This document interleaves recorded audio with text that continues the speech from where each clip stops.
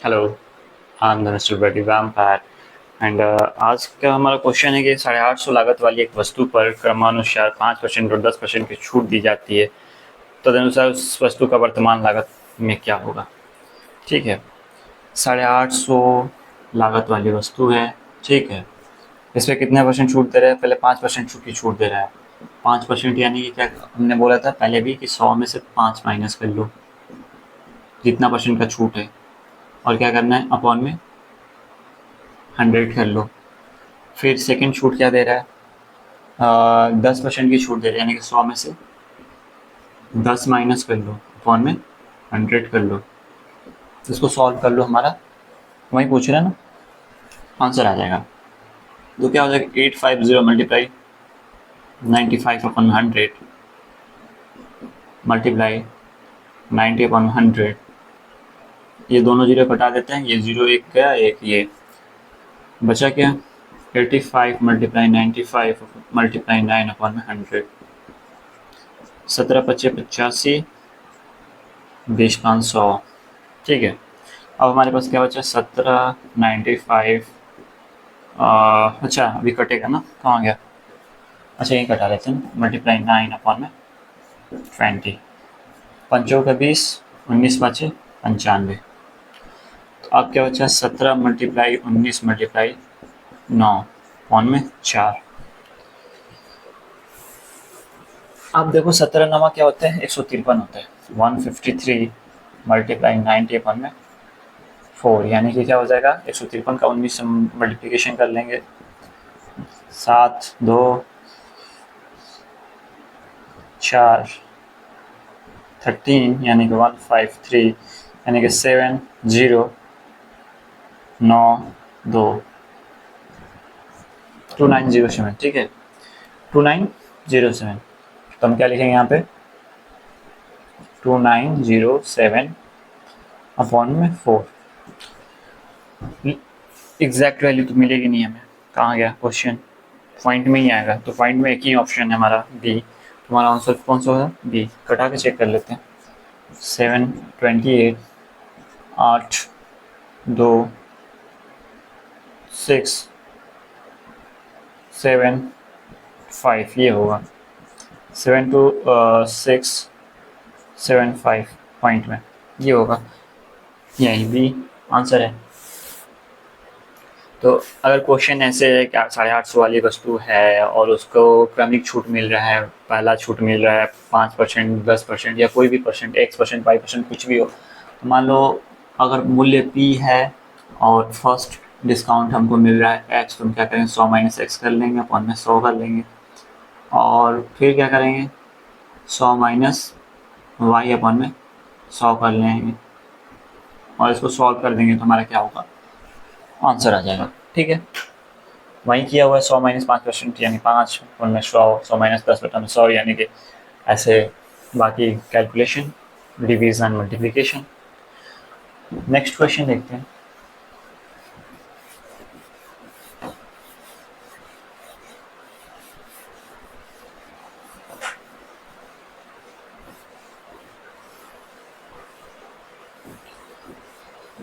हमारा अगला क्वेश्चन है, कहाँ गया? 4567 में वो कौन सी छोटी से छोटी संख्या, कौन सी संख्या जोड़ी जाएगी योगफल 7 से विभाजित हो? 4 5 6 7 में ऐसी कौन सी छोटी संख्या जोड़नी है जो 7 से विभाजित हो? तो कुछ नहीं करना, 7 से डिवीजन कर दो सीधे। तो क्या हो जाएगा? 6 टाइम में 42 हो जाएगा, बचा कितना? 3। 5 टाइम में 35 हो जाएगा, बचा कितना? 1। 17। 14 हो रहा है, 14 हो रहा है, कितना बच रहा है? 3। हमको कितने कर से कटने हैं? 7 से कटने हैं। तो यहाँ क्या जोड़ेंगे तो 7 से कटेगा? 4, यानी कि 4 आना चाहिए। ठीक है, नेक्स्ट क्वेश्चन है हमारा। क्वेश्चन है